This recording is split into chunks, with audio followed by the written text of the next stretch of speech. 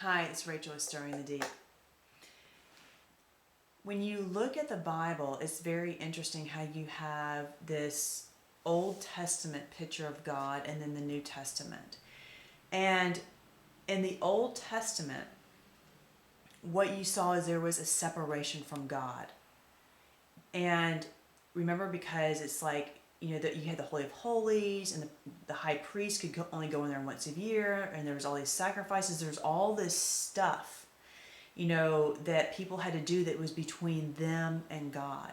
And what you really saw is that everything that we view is based on our understanding. And so when you're looking at God from mankind, right? It's that mass consciousness mind, it lacked love. Now, you could have those truths of God where God was laying out the laws, but what was missing in that understanding was the love. And that's what you saw reflected in the Old Testament, because how we are is how we see others. The reflection, we are reflected in others. Okay, they're like a mirror. And that's true with how we see God too. Whatever is going on in us, that's how we see him. And so in general, the Old Testament was without love because they were disconnected from God, because God is love. And the only way to have love in you, so that's what you see in yourself and others, is to be connected to the source of love. True, pure love, which comes from a pure consciousness, which is full of righteousness and wisdom and holiness and purity, right? And we realize that no one was like that. It says, but in Isaiah 64:6, but we are all like an unclean thing, and all our righteousness are like filthy rags. Okay? So that's all that we saw. So that's what you saw reflected in the Old Testament. That's why God appeared the way he did. It had to do with our state. Okay? But then when Christ came, God's Spirit in a person, right, for the first time, because he was a holy, sanctified vessel, because that was the plan of salvation. Now you're starting to see someone who now can reflect God, and you can start to see that. It's like he was starting to open up our eyes and enlighten us. And because it's also true, when people see you a certain way, that affects how you see yourself. It's a very powerful dynamic. Okay, so anyway, so that's what you see with the Old Testament versus the New Testament. It starts to change because now that love is here, because that sanctified vessel brought it in, which is the Spirit of God. And he brought it into this earth. But then what happened is you had that love there, but people lacked the truth behind that love. And that's what it talks about in Isaiah 63, verses 9 and 10. It says, in all their affliction, he was afflicted, and the angel of his presence saved them. In his love and in his pity, he redeemed them, and he bore them and carried them all the days of old. But they rebelled and grieved his Holy Spirit. So he turned himself against them as an enemy, and he fought against them. That Holy Spirit is a spirit of truth. So the love was here, but everybody's rejecting the Holy Spirit. And that's that spirit of truth, because a lot of it is the false doctrines. Because I said a lot of times in Christianity, when it comes to understanding the Bible, it's been filled with these false doctrines of a God that's of eternal torment and who always wants you to suffer in your life. And so it's totally misunderstood. So even now that love is here, now the truth wasn't, because people were rejecting the Holy Spirit and learning from the Spirit themselves, because they rely so much on a person to teach them. Okay, so that's rejecting the Holy Spirit. And so they still have the disconnect between love and truth. the Spirit of Christ bringing that love in, and the Holy Spirit here, the two have to become married within you. And when that happens, then you start to see correctly. Okay? It's very much about love. And in Psalm 85, it talks about this is what's happening. Okay? These two things coming together. It says in Psalm 85:10, mercy and truth have met together, righteousness and peace have kissed. Truth shall spring out of the earth, and righteousness shall look down from heaven. That is beautiful. But that's what it's saying. Those things have not been all connected. So you have people over here that they're seeking truth, but they don't have mercy and they don't have love. Or people over here that have love, but they don't really have all the truth. Well, both sides are off. You need the combination of both of them. And that's, again, the king and the priest spirit. That's the Father and the Mother. That's the Holy Spirit and the Spirit of Christ. All of this within you. And that's what that means. And it's being married and joined in you. And when you realize that, you have the truth and you start gaining that wisdom how to walk in your life, and you start having that love. It's all coming together. And that's what the salvation is. Okay? And Isaiah 65:2, it says, I have stretched out my hands all day long to rebellious people who walk in a way that is not good according to their own thoughts. And that's what happens, is that love's here, but people are not understanding the truth of what's happening. And so they don't have anything. They don't understand, they're not understanding the fullness of the love and what that means, or the truth. Because they're walking according to their own thoughts, which is according to that mass consciousness that is full of deception and lies. And in 1 Corinthians, let me turn there real quick for you. 1 Corinthians 2.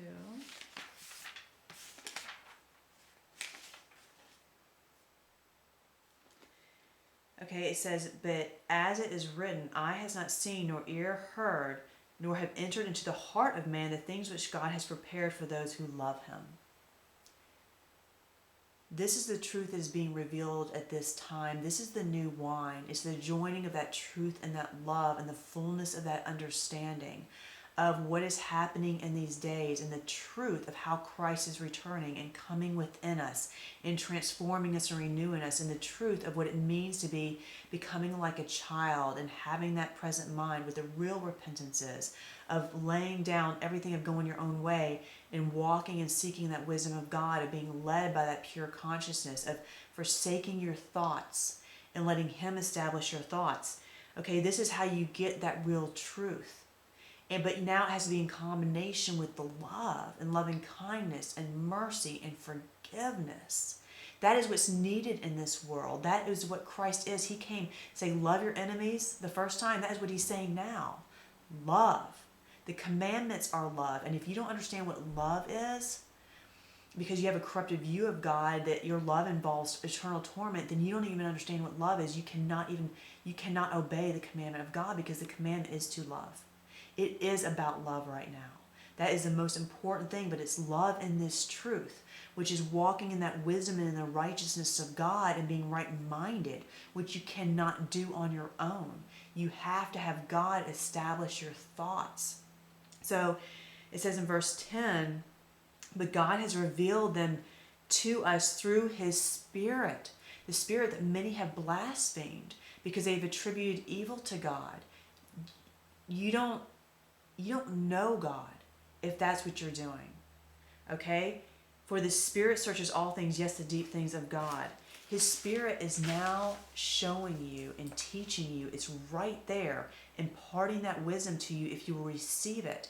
But if you continue to reject it because you've got all these false images, an outward Christ coming, that is a God of eternal torment, that's a God that wants suffering in your life, that, this is all about this flesh tent, and it's not about the things of the Spirit. All those things are keeping you from listening and hearing the Spirit and being led in that, thus transformed in your mind, the renewing of your mind. So this is very important to understand, because if you have all these blasphemies against God, right? And that's like the beast, remember? It had all these blasphemous names. That's what it is. And it's bondage, it's that prison, it's all the lies and the delusion of all these false doctrines and these false teachings and these perceptions. So you have to come to God willing to let all of that go and be taught by Him. And when you are, then that is how you can have that truth of the Holy Spirit, because that love, because Christ is wanting to be knit to our spirits. But we have to have that oil of truth, and for all that to happen so that we can walk in the righteousness, because that's the only way that you can love. They have to be married together, because truth is love and love is truth. They can't be separated, but they always have been. Because even though Christ came pouring out His love, no one could receive it because they didn't have the truth. They had all these false understandings. So now is the time to stop focusing on all this. And if you are, here's a good way to examine in your life. When you are looking out at other people in this world, okay? And you can look at and examine your own thoughts. Okay, are you judging other people? Are you condemning them? Are you seeing fear? Are you operating in lust of the eyes, of the flesh, of the spirit, of the things of this world? That is all the mindset, a carnal mindset. Okay, none of that is of God. Instead, all of it should be love. Narrow is the way, it's loving. Or do you look at other people in love, which entails that mercy and that truth and that peace and desiring peace, and to feed the poor? It's amazing how people just reject those that are truly suffering, okay, because of the bondage of this world, and they condemn them to eternal torment instead of helping them and loving them. And this is where those who will receive this new spirit, the Spirit of Christ, as well as that Holy Spirit, right, and in the combination of the two, and that marriage union that is happening within you, that is your salvation, that transformation.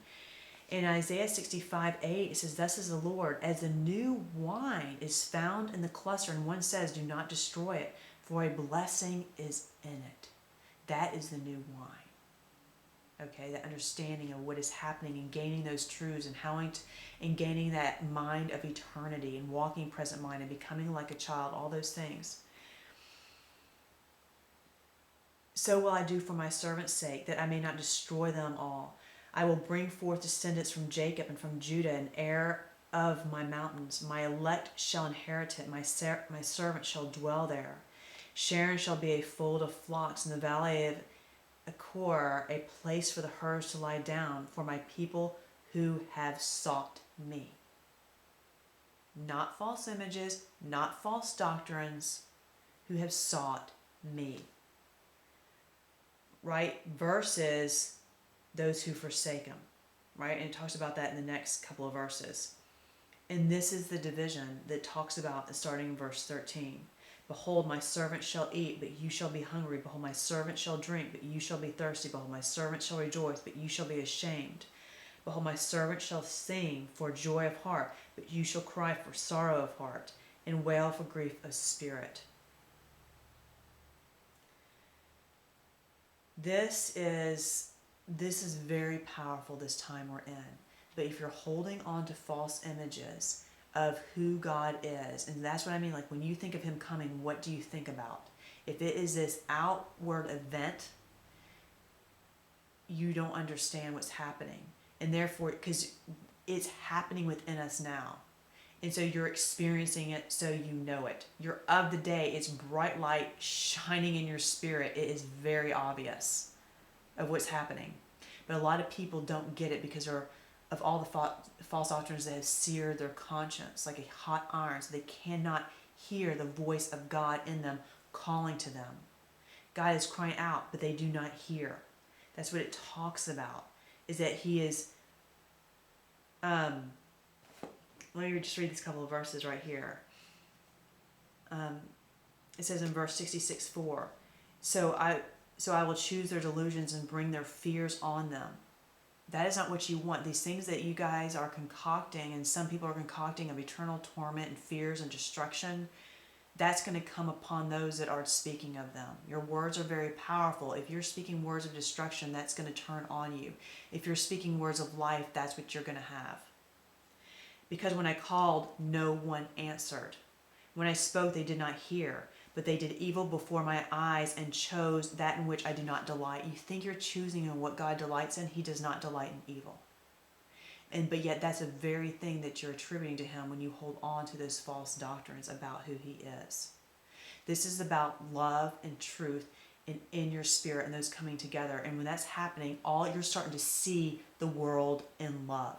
You're starting to see other people in love, because remember, they are a reflection of yourself.